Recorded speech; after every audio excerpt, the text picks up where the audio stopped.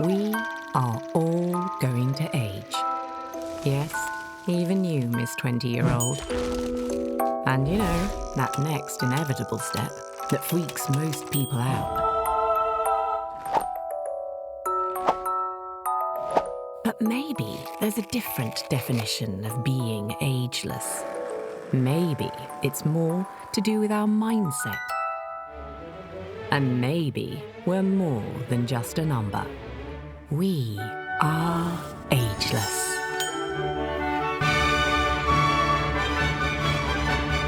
So, if being ageless isn't about looking younger, what the heck does it mean?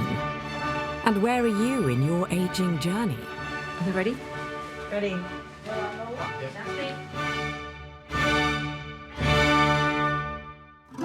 Last episode, we met Gray, who is on a mission to seek out those who are seemingly ageless, to find out what their secret is. Hello. When you come across people like Sarah Jane Adams, she's ageless because she seems to have a really clear sense of self, absolute sense of where she's going, clearly doesn't give a stuff about what people think. She's not your typical 68-year-old. What's so inspiring about the people that I'm so fortunate to meet is they're all living their absolute best lives every day. You can just feel it and you can hear it.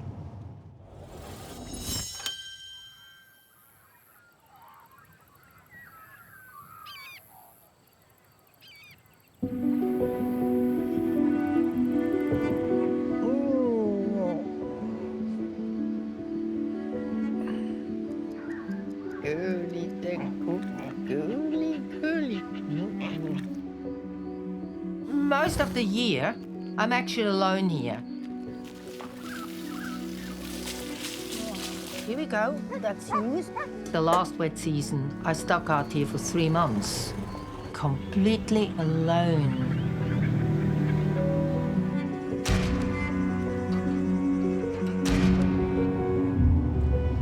I'm on my way to meet Barbara Walker. She's 70 and she lives in very remote outback Western Australia, in what you would call one of the most hostile places on earth. Nothing will stop me. In the bush, you have to be stubborn, otherwise you cannot survive. King brown snakes in the camp, she's a dead one. There's no one here. If she bites you, you have no chance.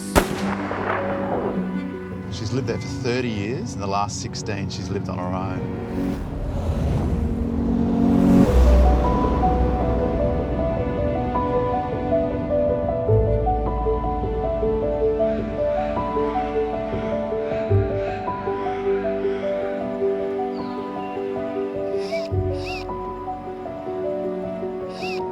I've had a few chats with her on the phone, and she's got so much energy.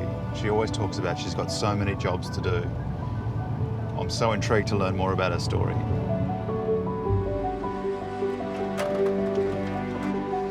Hello, Gray. How you doing? So good to meet you finally. Yeah, We made it. you made it. How are you going? I'm great. How you doing? Oh, you had a long journey, huh? Yeah, you live in the middle of nowhere. It's nice, huh? It's beautiful. I can't believe you live here alone. Can you show me around? Yeah, Let's I'll have a show look. you around a little bit. Oh, there's a wallaby. Yeah, that's a rock wallaby. Oh, look. They're not so frightened. So where are we? This is your house. Yeah, that's my house. That's Tinkerbell. Someone said, why do you have so many projects? In 10 years, perhaps you're not here anymore. Age is only a number on a page of a book. You are as old as you feel. You can make yourself old. All my life, I loved cowboy stuff, you know, all these wagons and horses. I wonder, perhaps I was alive before in the Wild West. I was a different person when I was still living in Switzerland. Since my childhood, I was looking for a place like this, but you cannot find it in Europe. I was was traveling for 2 months with a friend from Switzerland. We seen this sign to Roy's place. We drove this 8 kilometers. And we seen a little bit an old caravan in the back of it. I've seen this old man coming, only had long trousers on, nothing on the top, a cobra hat and barefoot. And then I said, Helen, Helen. I was really scared. He went up to Helen and Helen was asking him, is it possible we can camp here? And he said, yeah, cost you $10. She looked at me and she said, what do you think, Barbara? And then I said, no, it's all right. I would like it here. And he heard my accent. And then he said, where are you from? I said, Switzerland. Switzerland? Yeah, come into my camp, you know. In the end, we stayed for nothing, you know. When I came over here, I was living with Roy, I had really that feeling I came home now. This is my home. I suddenly realized I've been born in the wrong country. I never felt comfortable. Then you come over here, oh, no house, no street, nothing.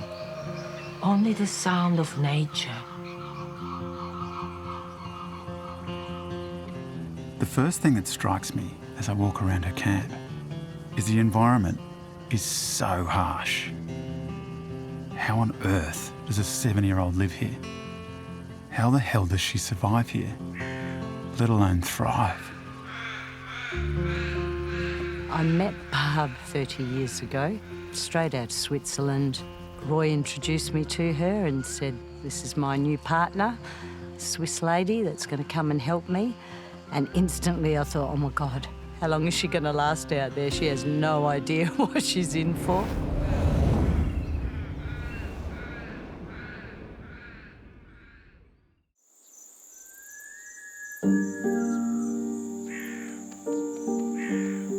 One evening, Roy said, what's about we go down to the spillway with a cup of tea and see the moonlight?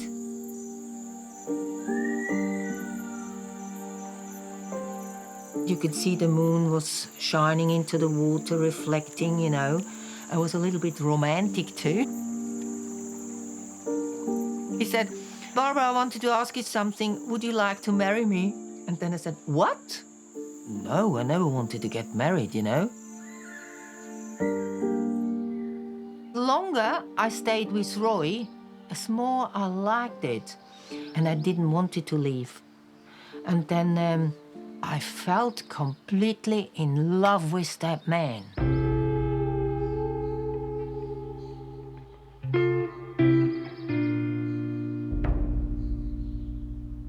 That is his old camp. That's when I met him, when I came as a tourist.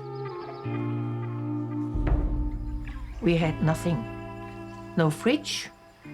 We had only a Hessian bag where we put the butter in it and cheese to keep it cool a little bit, like 100 or 200 years ago.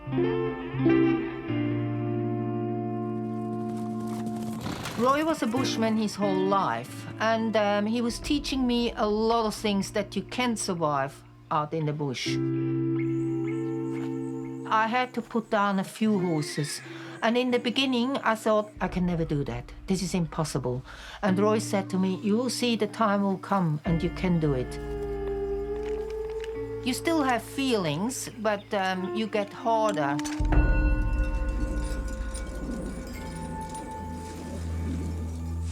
You've got to be crazy to be out here to do what she does. It's tough, working in this heat all day, every day.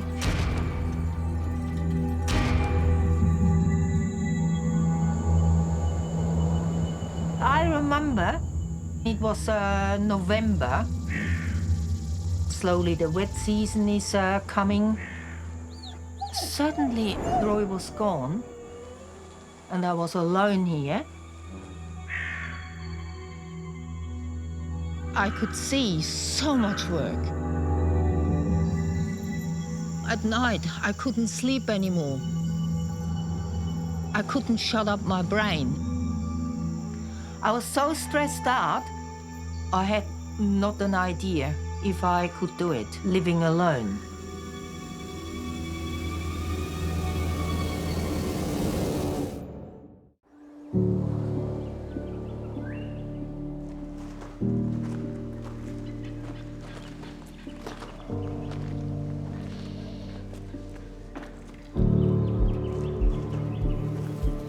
This is where I buried Roy.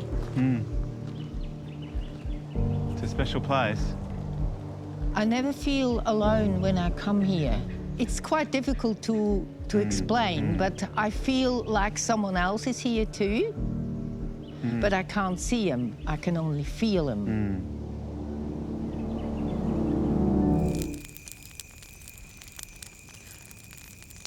Tell me, how was it for you when Roy died? I was prepared for it. The doctor gave him 2 months. 3 days before he died, we were sitting in the bush building, and he just said, yeah, I can go now, you can handle it. To bury him. Did you bury him? But yeah, we transported him in the wheelbarrow. Really? In his wheelbarrow. Oh, you don't know that story? No. You know, he died in the caravan, and I had these 2 women with me. So we put the rope in the front of the wheelbarrow, so the 2 women were pulling and I was steering. We went up to the retreat and digging the hole. Wow. Jacqueline said to me, Barbara, you're the tallest one, lie in there to have a look if it is long enough. I was lying in that grave, I didn't feel comfortable. Tell you what, lying in that grave. Yeah, it's good, you know. He was just a little bit taller than me. So the days after, or the weeks after he passed, did you think this was all going to be too much? Yeah, I just didn't want it to live alone. That was my problem. I couldn't live alone. Just company, not having company? I was never alone in my life. I was always with someone. And then so you're just in the never completely alone, you know.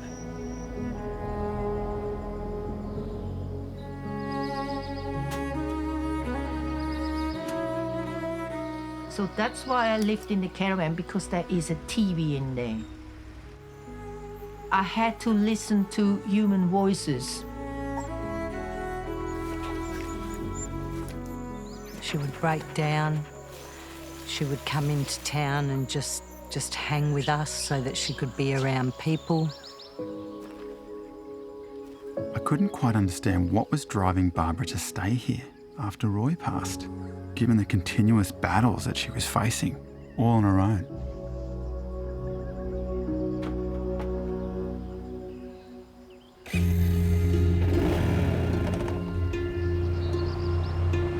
I have a few scars around. I went out with Roy's big Magnum chainsaw, and I had no other choice. I had to train myself to use this chainsaw. There was just this big, huge tree lying over my track. So I started to cut it up, but the chainsaw was very heavy. I went down a little bit, but the chain was still turning, and I cut my knee here, very deep. Had to drive home, you know, and then quad bike, everything was full with blood. Actually, they would have to stitch it. The same day, I went out and finished that job. I'm like this.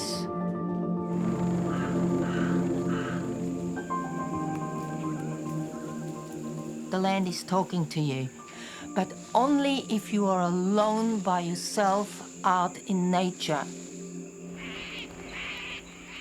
You realize you can connect things what you cannot do in a concrete world. You think different and you see different. I'm not the same person anymore. After Roy died, the next few years, there was always a little bit fire.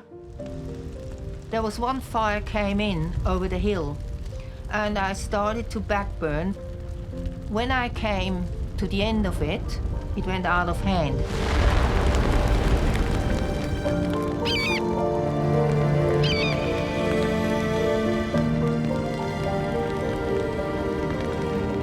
There was no one who was helping me. I was just alone here.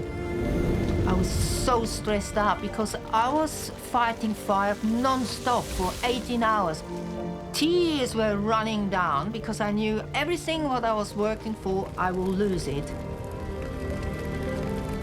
You keep going because you want to save the land, you want to save your camp and the animals.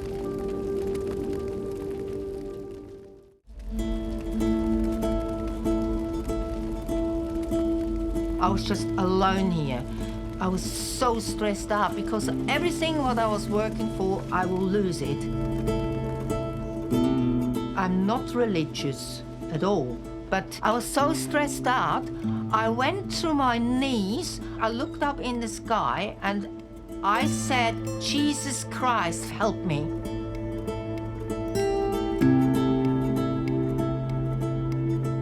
The 2019 fires nearly destroyed Barb.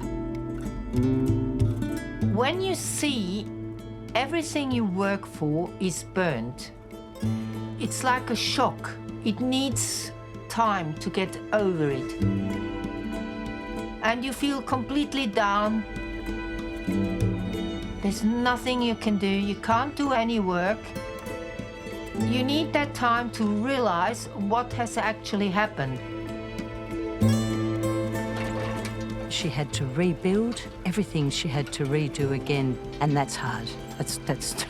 That's hard on anyone, anywhere. But there's no one here to help her. She just had to do it on her own.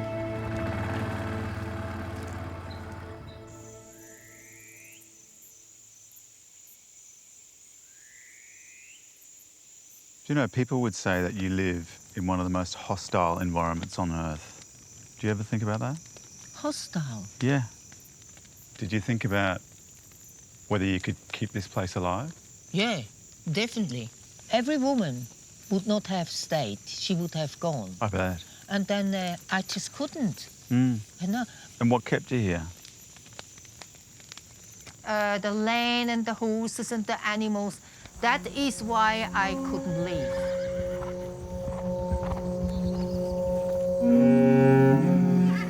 I have to stay here to look after Roy's horses. That was actually the turning point. But then I realized I'm the caretaker over this place. As long as I'm alive, I have the power to do something, to make it better and better and better.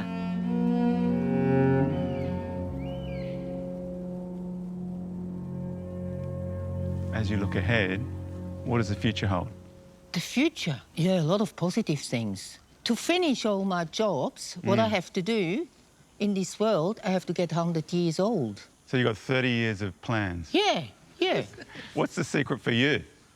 The secret would be always have a positive attitude, but sometimes it's not that easy, you know. But I'm the person who is swimming against the stream, you know. Life is not easy. If you take risk in life, this is what heroes are made of. Yeah. You can do anything in life if you want to. It has to be up here. You know, people say, oh, you turned 70. Yeah, 70, that's so cool, you know. Or when I turned 60, he said, how old are you? Twice 30. Always 50. Thank you for having us. Yeah. Thank you for talking with me. That's all right. I could talk for hours, you know. They always say I'm talking too much.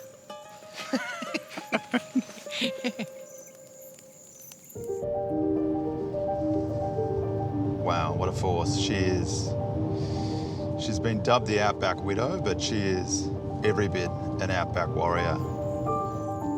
All people face challenges, and as you get older, they seem to get harder and harder. But Barbara, who lives in this incredibly tough place, her never-ending positivity, where all she sees is a future and a legacy to protect, she is a total inspiration. Next episode, we meet those who are looking for true love at a later stage in life. But is it too hard to find? Or too late to look? When he died, the doors closed. Why are you not on any dating websites? I'm not going to be flicked. My goodness. I haven't felt like this forever. Oh my God, really? Yeah. Bing, bing, bing, flick, flick. No, not for me. I picked up and just reinvented myself in my 50s. When's the last time you remember being romanced like that?